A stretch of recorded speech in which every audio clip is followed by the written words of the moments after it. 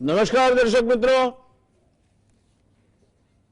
પાડોશી દેશ નેપાળ જેની સાથેના આપણા સંબંધો છેલ્લા કેટલાક સમયથી ક્યાંક ને ક્યાંક ખટાશ ભર્યા રહ્યા છે, ક્યાંક ને ક્યાંક એમાં ચઢાવ ઉતાર આવતા રહ્યા છે અને આમ છતાંય ભારતના ગણતંત્ર દિવસે નેપાળના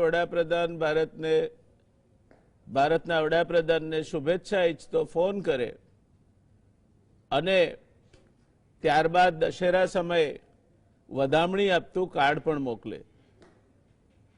ક્યાંક સંબંધો પાછા પુનર્વત થાય એ માટેની પણ કોઈકને કોઈક ભૂમિકા બનતી લાગે.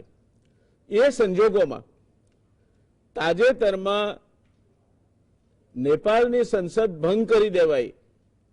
હવે એપ્રિલ અને મે મહિનામાં નેપાળની સંસદ માટેની ચૂંટણીઓ થશે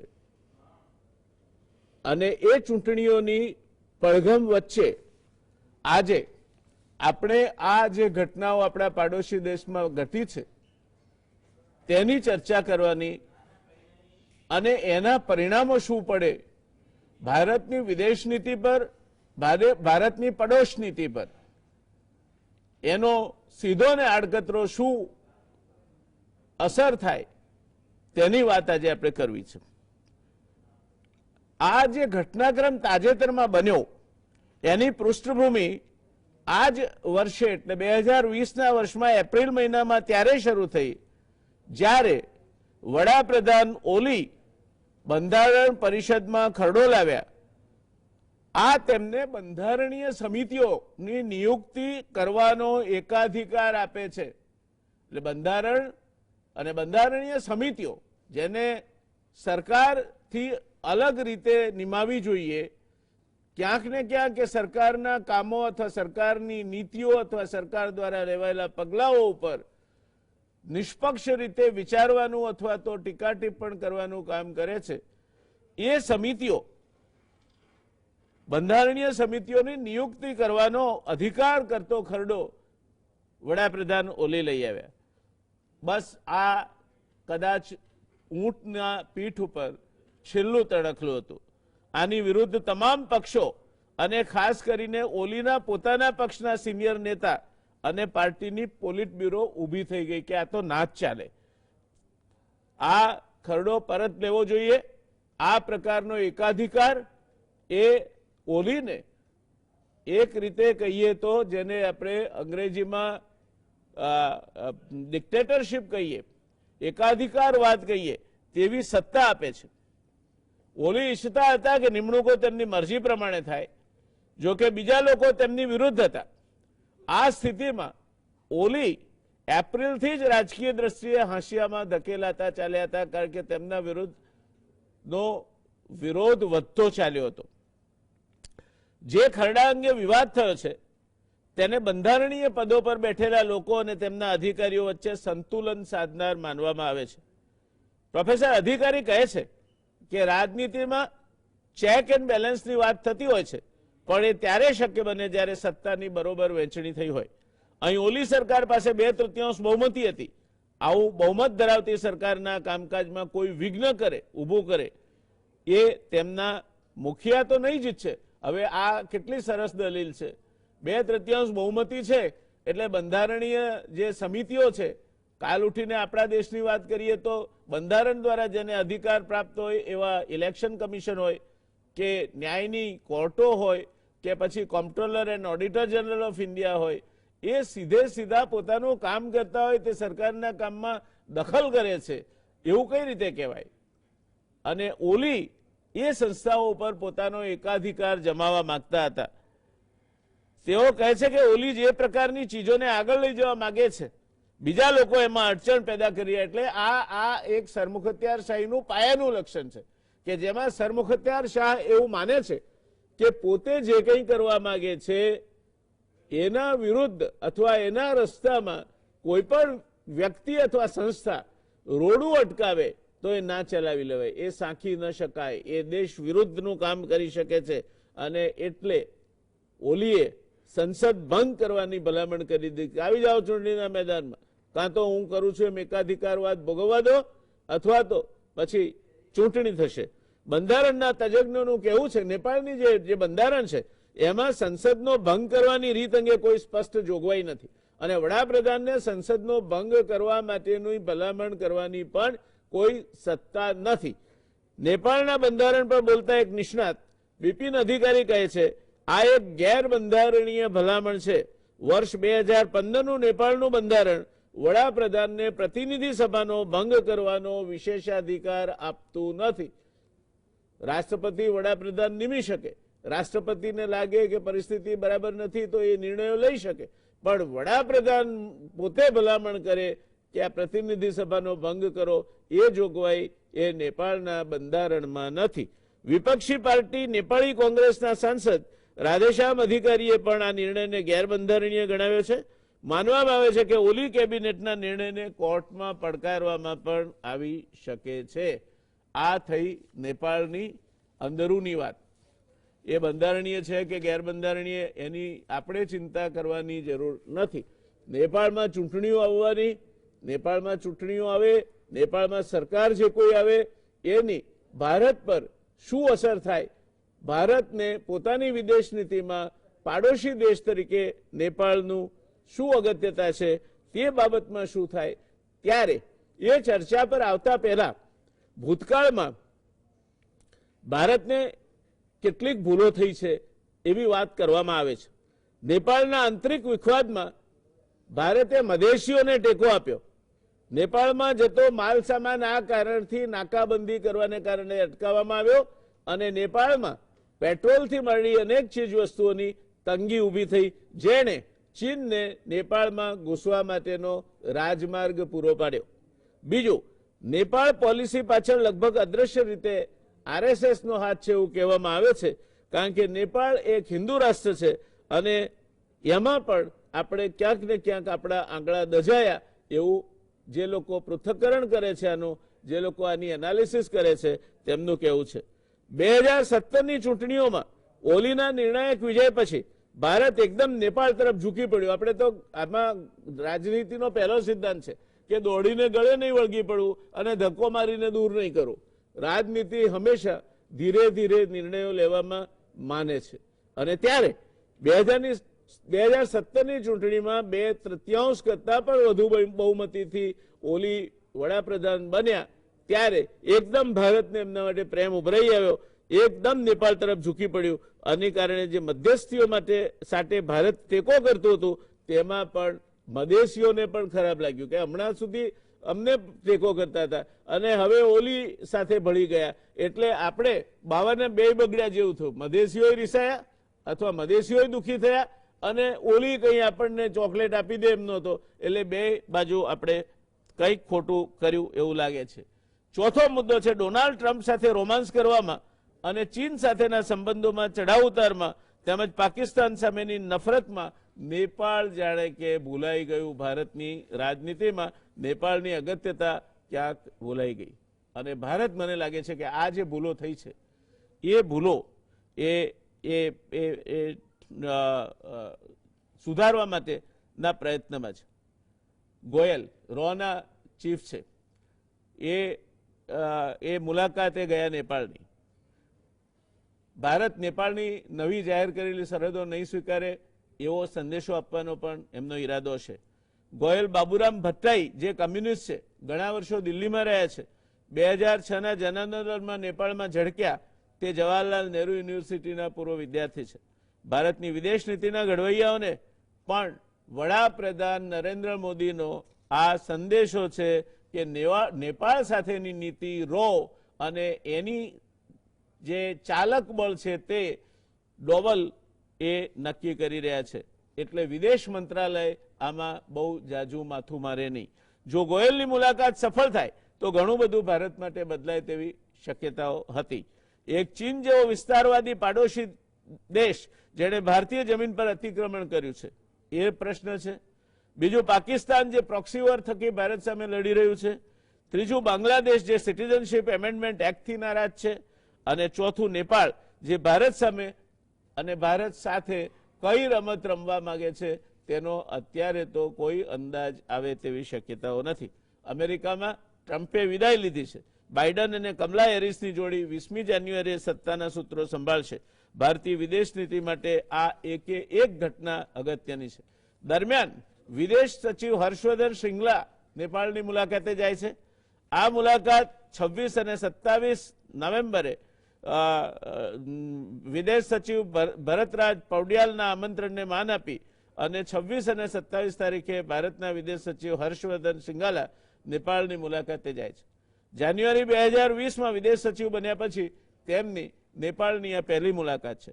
વિદેશ મંત્રાલયના જણાવ્યા મુજબ ભારતીય વિદેશ સચિવ નેપાળના વિદેશ સચિવ તેમજ અન્ય નેપાળી નેતાઓને મળશે તેમજ દ્વિપક્ષીય રસના મુદ્દાઓ પર ચર્ચા કરશે. નવેમ્બર 2019માં ભારતે જે નવો રાજકીય નકશો જાહેર કર્યો જેમાં નવી union territory of Jammu and Kashmir અને લડાખ દર્શાવવામાં આવ્યા હતા, જેમાં કાલાપાની, લિપુલેખ અને લિમ્પિયાધુરાને ભારતીય મુલક દર્શાવવામાં આવ્યો હતો, તે સામે નેપાળને વાંધો છે. મે 2020માં રાજનાથસિંહે ભારત ચીન સરહદ ઉપર લિપુલેખને જોડતા રોડનું ઉદ્ઘાટન કર્યું, તે સામે નેપાળે વાંધો લીધો અને વિદેશ સચિવ સ્તરની મંત્રણા માટે માગણી કરી. રૂબરૂ નહીં તો વર્ચ્યુઅલ મંત્રણા કરો તેવી માંગ કરી, જે ભારતે હજુ સુધી સ્વીકારી નથી અને કહ્યું છે કે કોવિડની પરિસ્થિતિ બદલાય નહીં ત્યાં સુધી આ અંગે કશું કરવું વધારે પડતું છે. જૂન 2020માં નેપાળની પાર્લામેન્ટે ભારત દ્વારા પોતાનો પ્રદેશ ગણાવાયેલ કાલાપાની, લિપુલેખ અને લિમ્પિયાધુરાને પોતાની સરહદમાં દર્શાવતો નકશો પસાર કર્યો. આ તણાવ ઘટવાની શરૂઆત ક્યારથી થઈ? તો આ તો બધા જ બનાવો એવા છે કે જેમાં તણાવ વધતો જાય, પણ નેપાળ અને ભારત વચ્ચેના સંબંધોમાં તણાવ ઘટવાની શરૂઆત થઈ એ પણ સમય આવ્યો છે. જ્યારે નેપાળના વડાપ્રધાને ભારતના વડાપ્રધાનને સ્વતંત્રતા દિવસે અભિનંદન આપવા ફોન કર્યો. ઓક્ટોબરમાં રોના વડા ગોયલ નેપાળની મુલાકાતે ગયા અને નવેમ્બરમાં ભારતીય સૈન્યની વડા MM નરવણે નેપાળ પહોંચ્યા. એમને નેપાળી સૈન્યના જનરલના હોદ્દાથી વિભૂષિત કરવામાં આવ્યા. શ્રિંગલાની વિદેશ સચિવ તરીકેની મુલાકાત ત્યારબાદ આવી. જો કે આ મુલાકાત આમ તો પારંપરિક ગણાય છે, પણ નથી ભારત સરહદ મુદ્દે પોતે ઢીલ મૂકી રહે તેવું સ્વીકાર્યું કે નથી નેપાળે. દરમિયાન ચીનના સંરક્ષણ મંત્રી વિફેઇન 29 નવેમ્બરે નેપાળની મુલાકાતે આવી ગયા. કોવિડ-19 મુદ્દે ભારતે નેપાળને આક્રમક રીતે સહકાર આપવાનું વલણ રાખ્યું છે. ભારતે હાઇડ્રોક્સી ક્લોરોક્વિન, રેમડેસિવિર દવાઓની સાથે સાથે વંદે ભારત મિશનના ભાગરૂપે વિદેશમાં વસતા નેપાળીઓને નેપાળ પહોંચાડવાનું કામ પણ કર્યું છે. ભવિષ્યમાં કોરોનાની રસી આવે ત્યારે તે માટે પણ સહકાર આપવા માટે ભારત તૈયાર છે એવું કહેવામાં આવ્યું છે. આમ ભારત નેપાળના સંબંધો અંગ્રેજીમાં જેને બ્લો હોટ બ્લો કોલ્ડ કહે છે તે પ્રકારના છેલ્લા 2 વર્ષથી રહ્યા છે. ક્યાંક નેપાળે એવું કંઈક કર્યું છે જેનાથી ભારત નારાજ થાય, ક્યાંક ભારતે કંઈક કર્યું જેના કારણે નેપાળ નારાજ થયું છે. અને સરવાળે વૈશ્વિક રાજનીતિનું આપણે જોઈએ, જો આખું મંગલાચરણ જો કરવું હોય તો પાડોશી સાથેના સંબંધો સારા હોય તો આખી દુનિયામાં તમે જીતી શકો, એ વાત સમજવા જેવી છે. આ બધી પરિસ્થિતિની ચર્ચા કરવા અને નેપાળમાં આ ચૂંટણીઓ આવશે તેના કારણે ભારતને શું ફરક પડશે તે વિશેની વાત કરવા આપણે આજે આપણી પાસે એક અતિ વિદ્વાન પેનલ છે. ડોક્ટર કેતન શુક્લા એમ્બેસેડર, સંરક્ષણ મંત્રાલયમાં કામ કરી ચૂક્યા છે. 1986ની બેચના ઇન્ડિયન ફોરેન સર્વિસના એ અધિકારી છે. એશિયા પેસિફિક સ્ટ્રેટેજિક સ્ટડીઝ હોનોલુલુના તેઓ પૂર્વ વિદ્યાર્થી છે. Professor doctor Amitbhai Dholakia foreign affairs expert એટલે કે વિદેશ નીતિને લગતી બાબતોના તેઓ શ્રી નિષ્ણાત છે. મહારાજા સયાજીરાવ યુનિવર્સિટીમાં પ્રોફેસર તરીકે કાર્યરત છે. શ્રીમાન દિનેશ વોરા આર્થિક અને રાજકીય સમીક્ષક છે. ઇન્ડિયન રેવન્યુ સર્વિસમાં કામગીરી કરી ચૂક્યા છે. ગવર્મેન્ટ ટ્રેનિંગ ઇન્સ્ટિટ્યૂટ અને મેનેજમેન્ટ ઇન્સ્ટિટ્યૂટમાં 25 વર્ષથી વધુનો ફેકલ્ટી તરીકેનો અનુભવ છે અને અત્યારે હમ હિન્દુસ્તાની તરીકેના એમના પ્રોગ્રામમાં એ બહુ જ સરસ એન્કરિંગ કરે છે.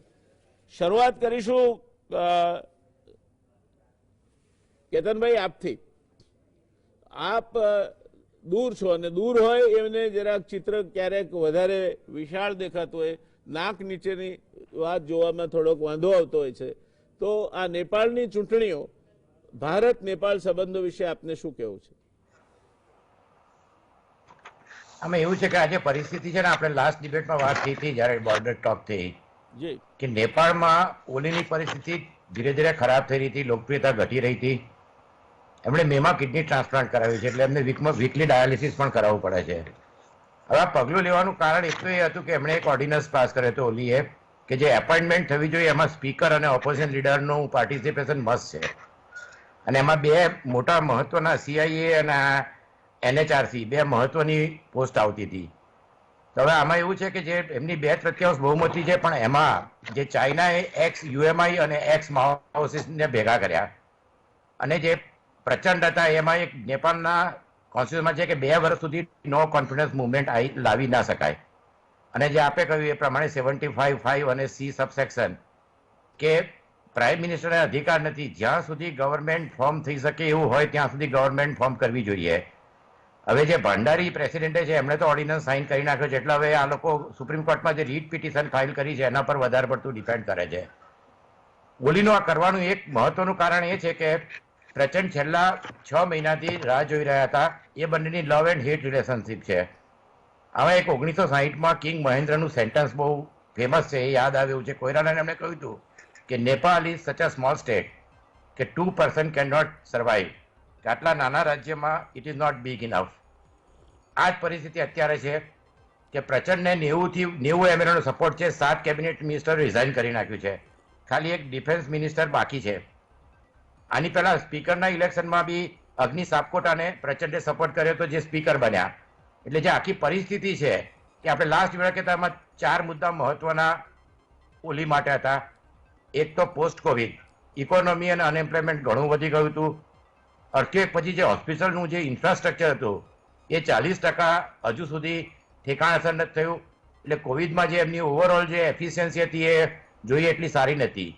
હવે એના અત્યારે જે પરિસ્થિતિ છે એમાં એનો ઉપાય એક જ હતો કોહલી પાસે કે જે સ્ટેન્ડિંગ કમિટીમાં એમની અગેન્સ્ટ નોન કોન્ફિડન્સ લાવી અને એમને બદલી શકે, એટલે એ એમણે ટાળવું હતું. હવે કેવી રીતે ટાળી શકે, તો એમણે આ ઓર્ડિનન્સ લાવીને કહ્યું કે આપણે એને 30 એપ્રિલ અને 10 મેમાં ઇલેક્શન થશે. 4 મુદ્દા બીજા બી છે કે છેલ્લા 8 મહિનાથી નેપાળમાં ખૂબ જ મિસઇન્ફોર્મેશન, પ્રેસ સેન્સરશિપ, ડિનાયલ, કે આવું કશું પ્રોબ્લેમ છે નહીં, અને મીડિયા કમ્પેન પર પણ થોડો ઘણો સેન્સરશિપ હતું. તેનો આમાં એક જ ઉપાય હતો એમની પાસે કે નેશનલિસ્ટ કમ્પેન કરે, કે જેને માટે આપણે જોયું કે એમણે બોર્ડરનો ઇસ્યુ ઊભો કર્યો અને બીજા જે ઇસ્યુ હતા એ ઇસ્યુ પર એ આગળ વધ્યા. પણ જે એમની પોતાની જ પાર્ટીમાં જે ભંગાણ પડ્યું છે કે એમને મેજોરિટી સપોર્ટ ગુમાયો છે, એટલે એમની પાસે બીજો કોઈ ઉપાય અત્યારે હતો નહીં.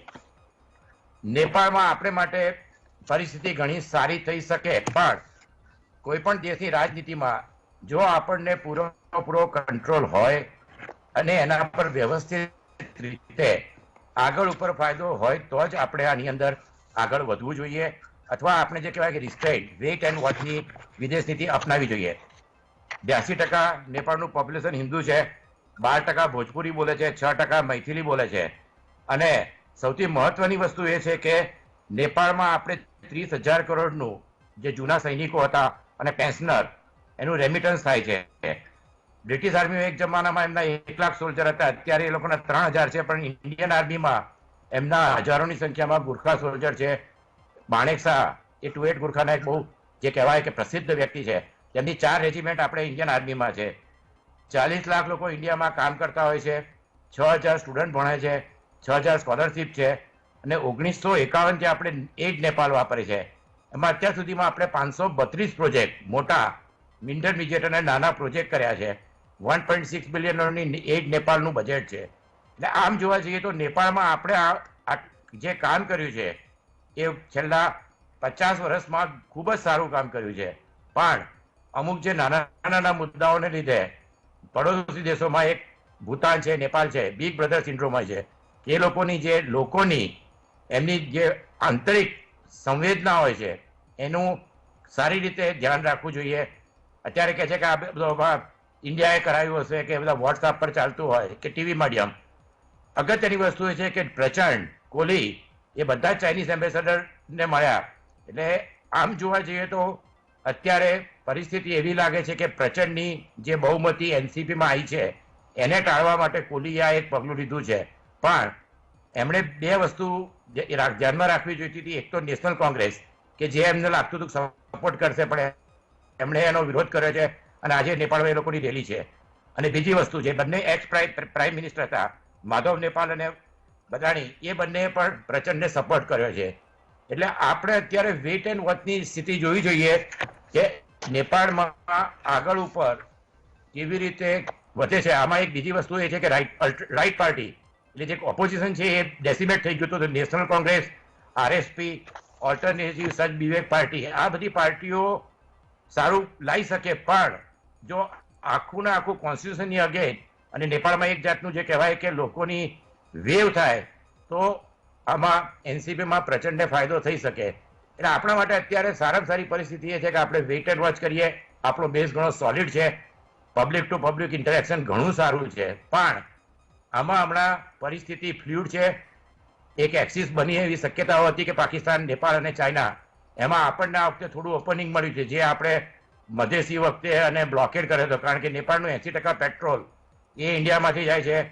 મોટું ટ્રેડ પાર્ટનર ઇન્ડિયા છે, $8.2 બિલિયન ટ્રેડ છે.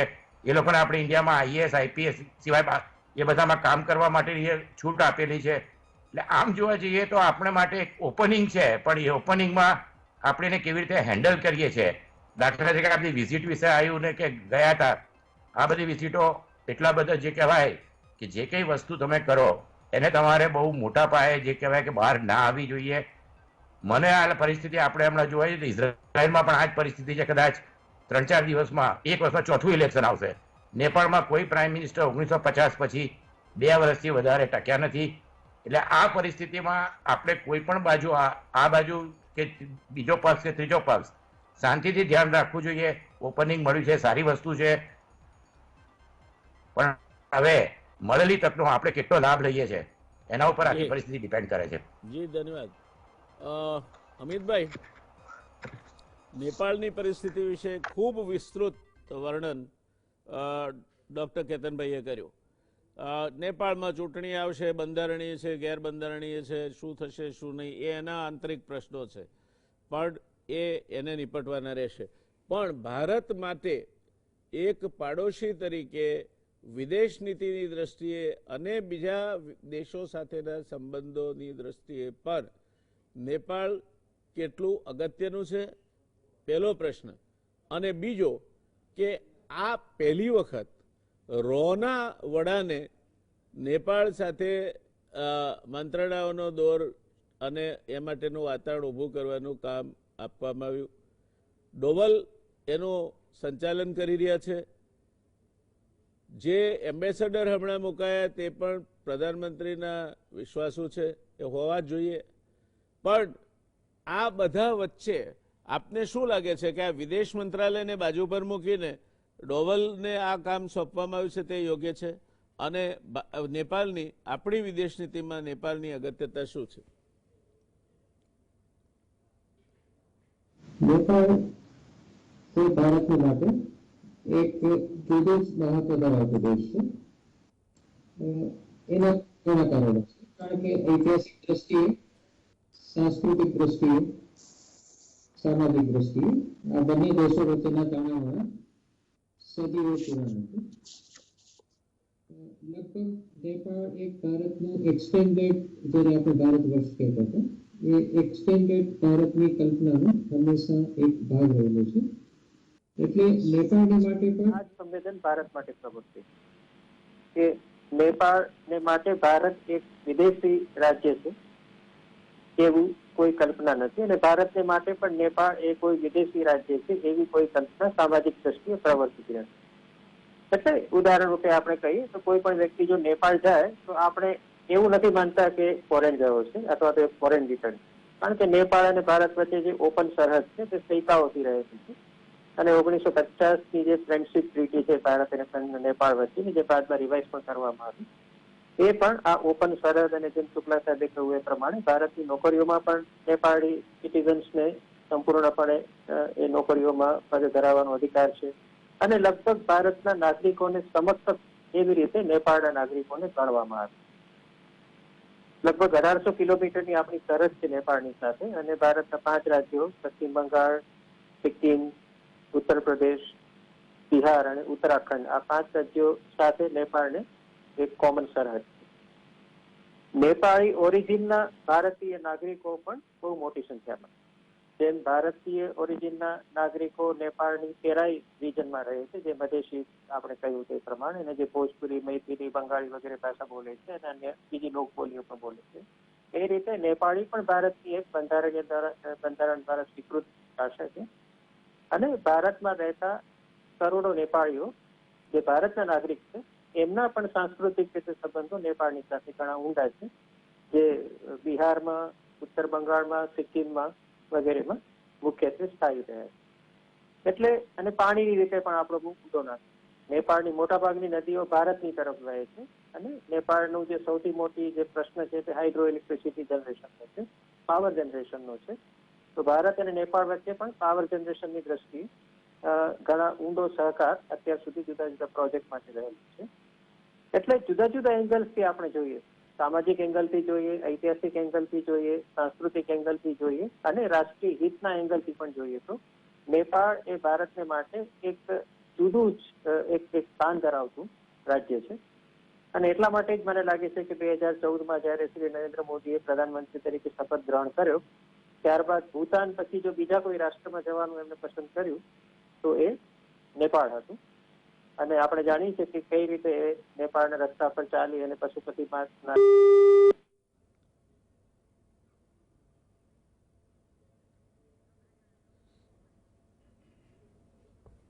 દર્શક મિત્રો, પ્રોફેસર અમિત ધોળકિયા સાથેનો સંપર્ક કપાયો છે, એટલે આપણે એનો ઉપયોગ કરી લઈશું. રોકાઈએ એક નાનકડા કમર્શિયલ બ્રેક માટે. નમસ્કાર દર્શક મિત્રો, બ્રેક પર ગયા ત્યારે આપણે પ્રોફેસર અમિતભાઈ ધોળકિયાને સાંભળી રહ્યા હતા. એમની વાત પૂરી થઈ નહોતી, માટે ફરી એકવાર આપણે જઈશું અમિતભાઈ પાસે. અમિતભાઈ, આપે જ્યાંથી અધૂરી મૂકી વાત ત્યાંથી આગળ ચલાવો પ્લીઝ.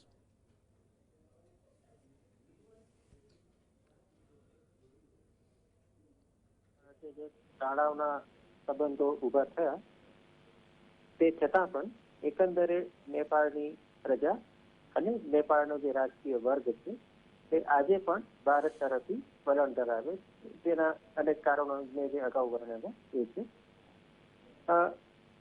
છેલ્લા 3-4 મહિનાની જે બીજી ઘટનાઓ છે અને કદાચ છેલ્લા 3 વર્ષની પણ ઘટનાઓને આમાં આવી છે, એને પણ આ ભારત તરફથી વલણ ઉભું કરવામાં ક્યાંક મને લાગે છે કે યોગદાન આપ્યું છે.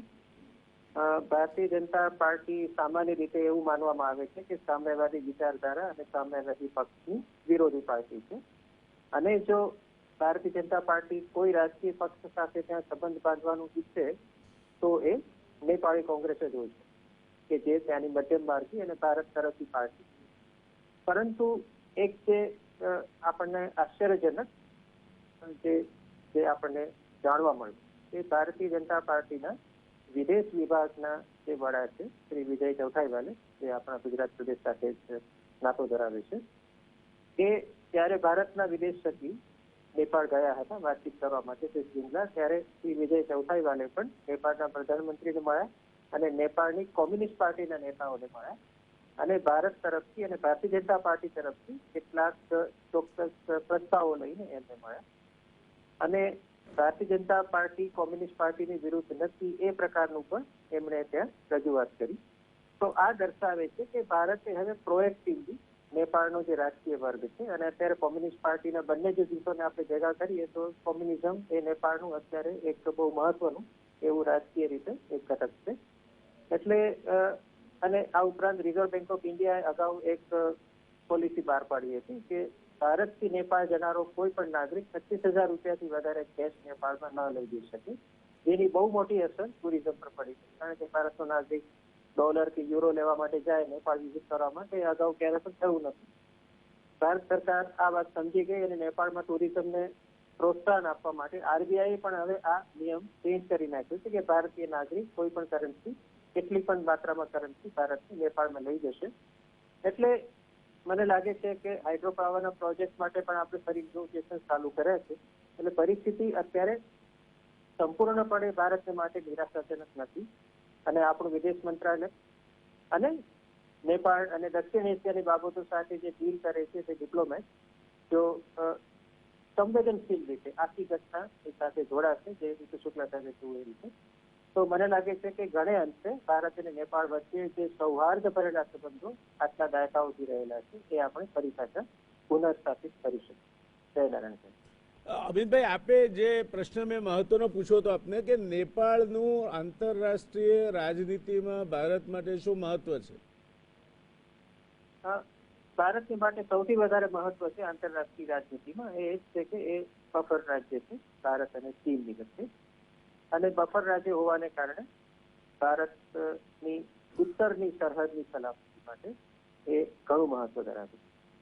આ ઉપરાંત આંતરરાષ્ટ્રીય દ્રષ્ટિએ જે નદીઓના પાણી, કારણ કે નદીઓ પણ એક આંતરરાષ્ટ્રીય પ્રશ્ન જ હોય છે બે રાજ્યો વચ્ચે, તો ચીન સામેની સુરક્ષા ઉપરાંત ભારતની વોટર સિક્યોરિટી માટે, ભારતની પાણીની સલામતી માટે અને પાણી અંગેના પ્રશ્નોના અને એનર્જી સિક્યોરિટી માટે પણ પાણીમાંથી હાઇડ્રો ઇલેક્ટ્રિસિટી જનરેટ થાય છે ભારત અને નેપાળ વચ્ચે જે નદીઓના પ્રોજેક્ટ છે એમાંથી, એટલે એનર્જી સિક્યોરિટીની દ્રષ્ટિએ, વોટર સિક્યોરિટીની દ્રષ્ટિએ અને ચીન સમક્ષ જે આપણી કન્વેન્શનલ બોર્ડર સિક્યોરિટી એની દ્રષ્ટિએ પણ નેપાળ ભારત માટે ખૂબ જ મહત્વનું સ્થાન ધરાવે છે. સાથે સાથે પાકિસ્તાન દ્વારા જે કોઈ પણ ત્રાસવાદ ભારતમાં ફેલાવવામાં આવે છે એમાં બહુ સ્પષ્ટપણે એવી ભૂતકાળમાં પણ લિંક્સ મળેલી છે કે ત્રાસવાદનો જે રસ્તો છે એ નેપાળમાંથી ભારતમાં એ મોકલવામાં આવે છે, ઇન્ક્લુડિંગ ડ્રગ્સ. એટલે ડ્રગ્સ, નાર્કો ટેરરિઝમ કહીએ કે કન્વેન્શનલ જે ટેરરિઝમ કહીએ ભારત વિરુદ્ધનું, એને નાથવા માટે પણ નેપાળનું સ્ટ્રેટેજિક મહત્વ ભારતને માટે ઘણું મોટું છે. એટલે આ બધી બાબતોને ધ્યાનમાં રાખીને ભારતે આ નેપાળના જે કોઈ પણ પ્રશ્નો છે, નેપાળની જે કોઈ પણ અપેક્ષાઓ છે એને સંતોષવા માટેની कोशिश करनी चाहिए. जय नारायण साहब. धन्यवाद. बोरा साहब, आपके पास आता हूँ. ये जो बातें हुई अब तक, ये तो बात सिर्फ नेपाल सेंट्रिक हुई.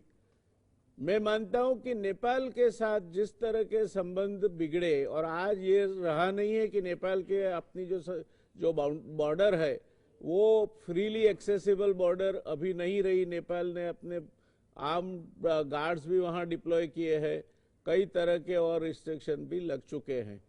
तो नेपाल, बांग्लादेश और भूटान, ये तीनों को मिला के जो अगर राजनीति देखनी है हमें, क्योंकि पाकिस्तान से तो हमारे संबंध किस तरह के हैं वो आप जानते हैं, तो श्रीलंका अभी कुछ भारत की ओर झुक रहा है. तो ये जो हमारे जो नेबरिंग स्टेट्स है, नेबरिंग कंट्रीज है, उनकी साथ के भारत के संबंध जो काफी खटास पूर्ण रहे हैं अभी करीब करीब गत 2-3 सालों में, आप क्या उसमें कोई बदलाव आता हुआ देख रहे हैं या ये यहाँ से और ज्यादा बिगड़ सकते हैं?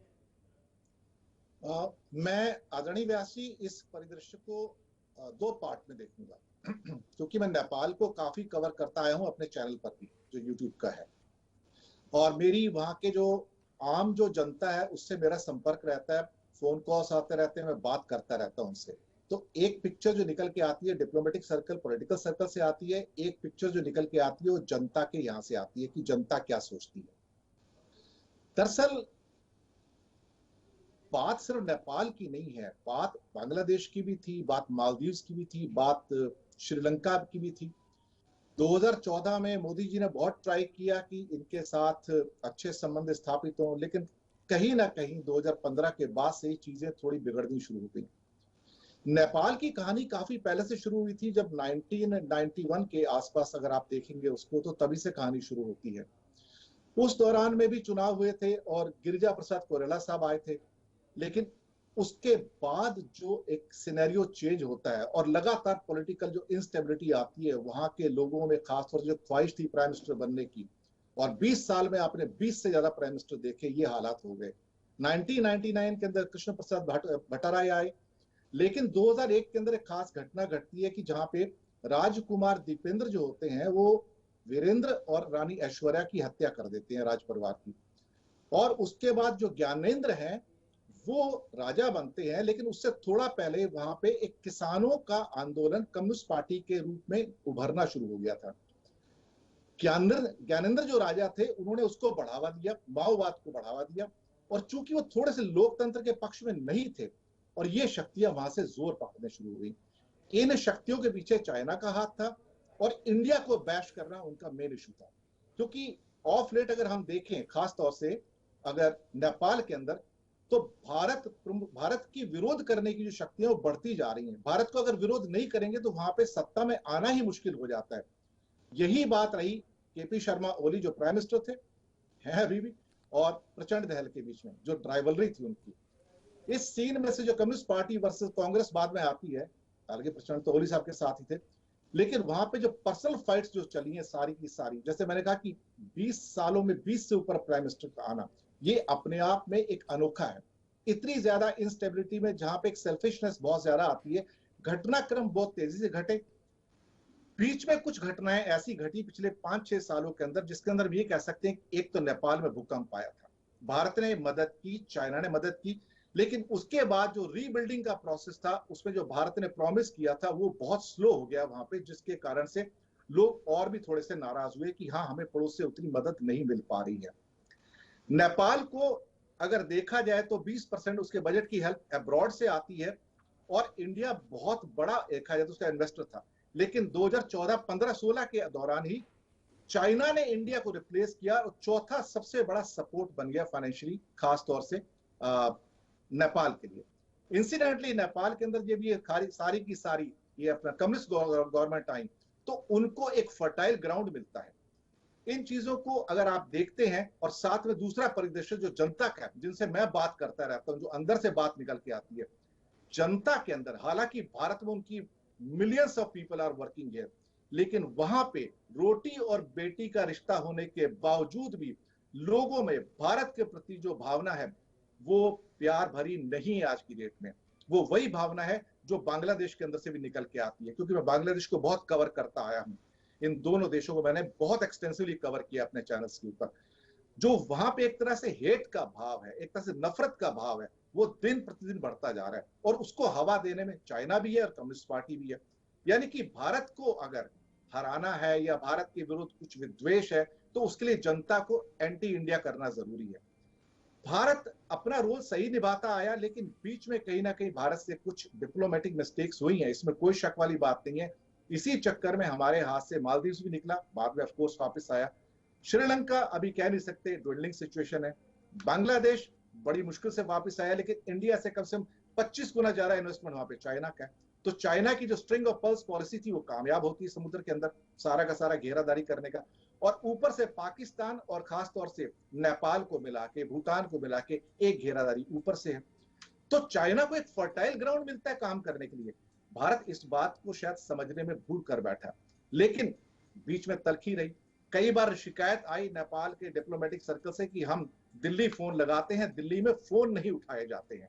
लेकिन पिछले साल से कुछ गर्माहट आनी शुरू हुई। खासतौर से एक बात तब ज्यादा बिगड़ी जब लिपुलेख, काला पानी, लिम्पिया-धुरिया का जो मामला उठता है, जहां पे इंडिया ने एक मैप इशू किया जम्मू कश्मीर का, और उसके बाद खास तौर से ये जो पिथौरागढ़ के साथ लगा हुआ इलाका है जो कि उत्तराखंड में आता है, और फिर नेपाल ने एक काउंटर करके एक मैप इशू किया जो शायद चाइना के कहने पे ही था। इसने तलखी को और बढ़ाया। और उस समय का मैं बताऊं, जब मैं लोगों से इंटरेक्ट करता था, लोगों में ऐसा गुस्सा ग्राउंड पे था भारत के खिलाफ, मैं आपको बयान नहीं कर सकता। लेकिन भारत ने इस बात को समझा। फिर धीरे धीरे भारत की ओर से विदेश सचिव के दौरे, उसके बाद आपके हमारे जनरल साहब नरवणे साहब का दौरा, बीच में हमारे रॉ के चीफ जो अपना सामंत गोयल साहब, उनका दौरा, उनका डेलीगेशन जाता, करीब 9 मेंबर्स का डेलीगेशन था। तो कहीं ना कहीं एक बैकडोर से चीजों को संभालने की कोशिश की गई। भारत के द्वारा यह कोशिश की गई कि नेपाल को कैसे करके संभाल लिया जाए, क्योंकि नेपाल अगर चाइना की गोद में चला गया तो शायद उत्तर में हमारे लिए इतना बड़ा खतरा पैदा हो जाएगा, इसलिए उसको बचाना जरूरी है। भारत के लिए यह भी जरूरी है कि नेपाल के अंदर इन्वेस्ट करे, तेज गति से करे। चाइना जब कुछ प्रॉमिस करता है तो बहुत तेज गति से इंप्लीमेंट करता है, लेकिन हम अभी भी एलिफेंट की चाल से चलते हैं। वो भारत का आज जब स्वभाव नहीं नेपाल है। में माहौल ऐसा है तो भारत को जल्दी कोशिश करनी चाहिए, और कोशिश करे कि हाँ, संबंधों को और बिगड़ने ना दे। जी, सही बात कही आपने। भारत अभी भी समय है, संबंध सुधार सकता है। सुधरेंगे नहीं सुधरेंगे, क्योंकि चाइना भी अपने कुछ तो करतब दिखाएगा। तो ये जानने के लिए हम फिर और एक बार क्विक फायर रुख करेंगे हमारे डिप्लोमेट की ओर। કેતનભાઈ, તમને શું લાગે છે, ભારતને નેપાળ ભારત પાછું પોતાના ખોળામાં લઈ આવશે કે આવનાર ચૂંટણીઓમાં ભારત સામેનું વિશ્વમન નેપાળની પ્રજાને ભારતથી વધારે વિરોધ તરફ લઈ જવાનું કામ કરશે? શું માનવું છે આપનું? આમાં એવું છે ને કે નેપાળની પરિસ્થિતિ જે આમાં એવું છે, જીઓ પોલિટિક્સમાં કંઈ કાયમ માટે નથી રહેતું હતું. નહેરુને જે બટ્ટારા હતા ને એ લોકોના કોરોના બહુ સારા સંબંધ હતા. એ પછી સમાજવાદી પાર્ટી ને એ બધા જે જેએનયુમાં ભણ્યા હતા એ લોકો હતા. આપણે નેપાળ, ભૂતાન અને બાંગ્લાદેશને અને શ્રીલંકાને એક તાજામાં ના તોડી શકીએ. ભૂતાન એકદમ નજીક છે, નેપાળ બી એટલું જ નજીક હતું. નેપાળનો એક મોટા મોટા ડેમ પ્રોજેક્ટ પંચેશ્વર અને મહાકાળી બે 10,000 મેગાવોટના પ્રોજેક્ટ 1980 થી નેપાળમાં હતા. એ બંને પ્રોજેક્ટ જો જલ્દી થાય તો ભારત 10,000 મેગાવોટ વીજળી નેપાળ પાસેથી ખરીદે. એટલે આમાં એવું છે કે ઇકોનોમિક ઇન્ટરડિપેન્ડન્સ, કલ્ચરલ તો આપણે નેપાળ જોડે સંબંધો ઘણા સારા છે, અને આ જે સંબંધો છે સોફ્ટ પાવર જેવા. એટલે આમાં એવું ના દેખાવું જોઈએ કે ફિયર ઓફ ઇન્ફ્લુઅન્સ હોય એ આપણે જાહેરાત કરવાની કે બણગા ના ફૂંકવાના હોય. ચાઇનાનું પ્રભુત્વ છે, પણ તમે ચાઇનાના કોઈ સ્ટેટમેન્ટ નેપાળ માટે નહીં જુઓ. એમના વિદેશ મંત્રી હમણાં ગયા હતા નેપાળમાં. એ પછી આ બધી ખીચડી પાકી છે, શું થયું છે એ હજુ કોઈને ખબર નથી. વર્ષો સુધી સ્ટેટ છે, જે અમિતભાઈએ કહ્યું, આપણે 3-4 કિલોમીટરની બોર્ડર છે, પણ સૌથી અગત્યની વસ્તુ એ છે કે વર્ષો સુધી અમેરિકાએ પણ નેપાળમાં ઇન્ડિયાની જે ફોરેન પોલિસી હતી કે આપણું જે પ્રભુત્વ હતું એને સ્વીકાર્યું હતું. એટલે આપણા માટે જીઓ પોલિટિકલી સૌથી મહત્વની વસ્તુ એ છે કે નેપાળ અને ભૂતાન એ બંને આપણા સ્ફિયર ઓફ ઇન્ફ્લુઅન્સમાં 70 વર્ષથી છે. તો નેપાળમાં ઇલેક્શન પછી આપણા સંબંધો સુધરી શકે. પ્રોજેક્ટો જેમ બને એમ જલ્દી ઇમ્પ્લિમેન્ટ કરવા જોઈએ, કારણ કે નેપાળના સ્કૂલો, હોસ્પિટલ, છેલ્લા 70 વર્ષમાં રસ્તાઓ એ ભૂતાન અને નેપાળમાં ઇન્ડિયાએ જ બનાવ્યા છે. એટલે આ બધી વસ્તુ થોડી જે કહેવાય ને કે બણગા ફૂંક્યા વગર ત્યાંના લોકોને ખબર પડે. આપણા 1 લાખ ગોરખા પેન્શનર છે, એનું આખું એક એસોસિએશન જેવું એટલે બનાવવું જોઈએ, ફોર્મલી નહીં પણ ઇન્ફોર્મલી. તો મને લાગે છે કે નેપાળમાં આપણી પરિસ્થિતિ બહુ જલ્દી સુધરી શકે અને આપણે માટે એક સુવર્ણ તક છે. જી, ધન્યવાદ. અમિતભાઈ, આપે સાંભળ્યું હશે, એક તટસ્થ અવલોકન તરીકે આપ શું માનો છો? આપણે વધારે પડતી જાહેરાતો કરીએ છીએ, બોલીએ છીએ વધારે, કામ ઓછું કરીએ છીએ, અને વિદેશ નીતિ એવી છે કે જેમાં શક્ય તેટલું ઓછું બોલી અને વધારે કામ કરવું જોઈએ. આ મુદ્દા પર શું કહેવું છે આપનું? આપની વાત સંપૂર્ણપણે સાચી છે. કેતનભાઈ જે કહ્યું એ પ્રમાણે ડિપ્લોમસી એ ખૂબ જ સટલ એવી એક ઘટના છે. ક્યાંક આપણે નાની નાની બાબતોની એટલી બધી ઘોષણાઓ કરતા હોઈએ છીએ કે જેનું વિદેશ નીતિની દ્રષ્ટિએ કોઈ મહત્વનું હોતું નથી, માત્ર સિમ્બોલિક બાબતો હોય છે. પરંતુ આપણે વોટ્સએપ પર ક્યાંક આપણા નેતાઓ એ આપણા વિદેશ મંત્રાલયની જે સિદ્ધિઓ છે એને જે છે એનાથી પણ વધારે પ્રગટ કરવામાં રસ હોય છે. આપણે જે વાત કરી ને કે ચૂંટણી પછી શું સ્થિતિ ઉભી થશે, મને પ્રેક્ટિકલી એવું લાગે છે કે જો કોમ્યુનિસ્ટ પાર્ટીના જે 2 સેક્શન જે 2017ની ચૂંટણી પછી ભેગા થયા એ જો છૂટા પડી જશે, પ્રચંડ અને કોહલીનું જે સેક્શન છે, તો એને ચૂંટણી જો એક સાથે નહીં લડે એવું અત્યારે લાગી જ રહ્યું છે, તો નેપાળી કોંગ્રેસ ફરી પાછી સત્તામાં આવે, દેવબહાદુર શેરપાની જે પાર્ટી છે એવી ઘણી સંભાવના ઊભી થતી હોય. અને જો નેપાળી કોંગ્રેસ ફરી પાછી સત્તામાં આવશે તો સ્વાભાવિક છે કે અગાઉ જે પ્રણાલિકાગત રીતે નેપાળી કોંગ્રેસ ભારત તરફી વલણ ધરાવતી હતી એની ફરી પાછી આપણે જોઈએ કે એક પુનર્સ્થાપના થાય. નેપાળી કોંગ્રેસ માટે પણ હવે સંપૂર્ણપણે ચીનને ઇગ્નોર કરવું શક્ય નથી, કારણ કે ચીન બહુ મોટા પ્રોજેક્ટ સાથે ચાઇનામાં આવેલું છે, ચીન મોટા પ્રોજેક્ટ સાથે નેપાળમાં આવેલું છે. પરંતુ નેપાળ એ વાત સમજી ગયું છે કે ચીન ઉપર જેટલું વધારે ડિપેન્ડન્સ રાખશે એટલું લાંબા ગાળે એના સાર્વભૌમત્વ માટે ખતરો છે. All sad and done, Bharat અને નેપાળ વચ્ચેના 70 વર્ષના સંબંધોમાં ભારતે ઇન્ટરફિયરન્સ જરૂર કરેલું છે, પરંતુ નેપાળનું જે ઓવરઓલ સાર્વભૌમત્વ છે એને કોઈ જગ્યાએ દબાવવાની કોશિશ નથી કરી. પરંતુ ચીનની સાથે જે દેશો જાય છે એ દેશો લાંબા ગાળે પોતાનું સાર્વભૌમત્વ ગુમાવે છે એવી જે વાત બેલ્ટ અને રોડ ઇનિશિયેટિવ પછી પ્રસ્થાપિત થઈ રહી છે જુદા જુદા દેશોમાં. નેપાળ પણ એનાથી વાકેફ છે. એટલે મને લાગે છે કે ભારતને માટે અત્યારે સીધી રીતે ચૂંટણીમાં ઇન્ટરફિયર કરવાની કોઈ જરૂરત નથી. પરંતુ આપણે જરૂર એવું ઈચ્છીએ કે નેપાળી કોંગ્રેસ જો ફરી પાછી સત્તામાં આરૂઢ થાય તો સ્વાભાવિક છે કે ભારત અને નેપાળ વચ્ચેના જે સામાન્ય હિતો છે એની જાળવણી આપણે સારી રીતે કરી શકીએ. Thank you Dinesh ji. पहले रॉ के मुखिया गए, उसके बाद फिर विदेश सचिव गए, आर्मी चीफ गए, एक साथ इतनी सारी नेपाल पे शार्प फोकस बम्बार्डमेंट करके अभी जब नेपाल में तख्ता पलटने वाला है या पलट रहा है, क्या सोचते हैं आप? क्या इसमें से भारत को कोई फायदा मिलेगा या जस का तस रहेगा? क्योंकि अगर जनता में भारत के विरुद्ध का जो रोष है उसको बेचकर आप वोट गवा सकते हैं, तो मैं मानता हूं कि उसके बाद भी प्रवृत्ति तो वही चलती रहेगी चाहे कोई भी पार्टी आए. मैं ये समझता हूं कि नेपाल में सरकार कोई भी आए, भारत को ये नहीं सोचना चाहिए कि वहां नेपाली कांग्रेस आएगी या फिर से कम्युनिस्ट रूल आएगा. जो भी आएगा हमें उसके साथ रहना है. लेकिन अगर कोई हम प्रोएक्टिव स्टैंड लेते हैं, प्रोडक्टिव स्टैंड लेते हैं, आगे बढ़ के जो इन्वेस्टमेंट वहां पे करना है, हम चाइना को काउंटर करेंगे, लोगों के साथ जो सद्भाव है उसको दोबारा से रेस्टोर करने की कोशिश करेंगे, विश्वास को पैदा करने की कोशिश करेंगे, उससे बात बन सकती है. मुझे कुछ महीने पहले यशवंत सिन्हा जी ने कुछ कहा था कि इतने महीनों तक भारत ने नेपाल के साथ बात क्यों नहीं की. ये मेरी समझ से परे है. नेपाल के पास फिर एक ही विकल्प था कि चीन की गोद में जाकर बैठ जाए. लेकिन हम बिग ब्रदर ना बनते हुए एक सहयोगी के तौर पे, एक मित्र के तौर पे, एक वेलफेयर के नाते उसके पास जाएं और उससे कहें कि हम आपके वेलफेयर के लिए हैं, यहाँ पे भले के लिए हैं. रोटी बेटी का रिश्ता है, वो बना रहेगा. आप चाइना से वो उनके रिश्ते नहीं बन सकते हैं. चाइना ऑलरेडी उनको एनक्रोच कर रहा है नॉर्दर्न बॉर्डर के ऊपर. भारत के साथ रिश्ते सांस्कृतिक भी हैं, भौगोलिक भी हैं, हर किस्म के हैं. बेटियां ब्याही जाती हैं, बेटे ब्याहे जाते हैं, सब कुछ होता है.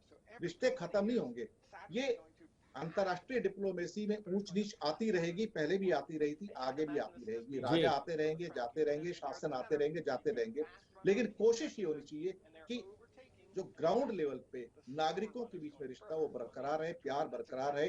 और सरकार कोई भी वहां पे आए, हमें उनके साथ एक ऐसा व्यवहार करना चाहिए जहां पे हम प्रोएक्टिव हो जाए. वहां पे आज चाइना वहां पे प्रोएक्टिव है. जरूरत इस बात की कि भारत सरकार वहां पे प्रोडक्टिव रूप से प्रोएक्टिव हो और वहां के इन्वेस्टमेंट के अंदर तेज गति से सहयोग करे.